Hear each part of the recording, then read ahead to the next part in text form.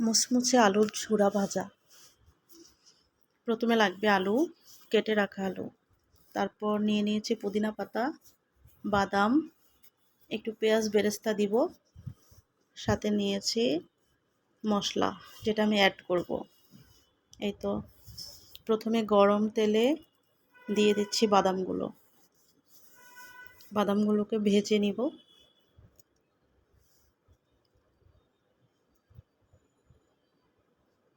ভেজে নিয়ে একটা বাটিতে উঠিয়ে নিব। তারপর দিয়ে দিচ্ছি পুদিনা পাতাগুলোকে একটু ভেজে নেব। তারপর কেটে রাখা আলুগুলোকে দিয়ে দিচ্ছি। আলুগুলো কেটে পানি থেকে উঠায়ে আমি একটু শুকিয়ে নিয়েছি। পানিটা একটু ফ্যানের নিচে দিয়ে রাখলেই হবে। আর আমি ছোট ছোট আলু দিয়ে করেছি, তার জন্য খোসাটা ছাড়াইনি। আর আমি হাতে কেটে নিয়েছি। এখন মিডিয়াম টু লো হিটে আলুগুলোকে ভেজে নিব। তারপর কালার চেঞ্জ হয়ে যাবে। এই তো আলুগুলো ভাজা হয়ে গেল। এবার একটু ঠান্ডা করে এক এক করে মিশিয়ে নেব।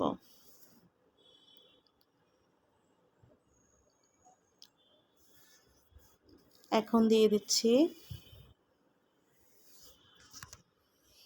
অনেক মুচমুচে হয়েছে, হাতে নিলেই মুচমুচা। এখন দিয়ে দিচ্ছি পুদিনা পাতা, তারপর দিয়ে দিব বাদামগুলো,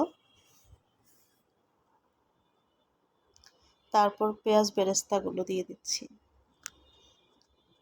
পেঁয়াজ বেরেস্তাটা না দিলেও হবে, কিন্তু আমি এটা যাতে ভাতের সঙ্গে খাওয়া যায় এজন্যই দেওয়া। এখন মশলাটা দিয়ে দিলাম, নুডলসের যে মশলাটা থাকে, একটুখানি গোলমরিচ গুঁড়ো দিয়েছি, আর সাথে ম্যাগি নুডলসের মশলাটাও দেওয়া যাবে, না দিতে চাইলে এভাবেও রাখা যাবে। সব কিছু দিয়ে ভালোভাবে মিশিয়ে নেব। এই তো নিয়ে নিলাম, হয়ে গেল আলুর ঝুরি কিংবা ঝুরা ভাজা। একেবারেই সহজ।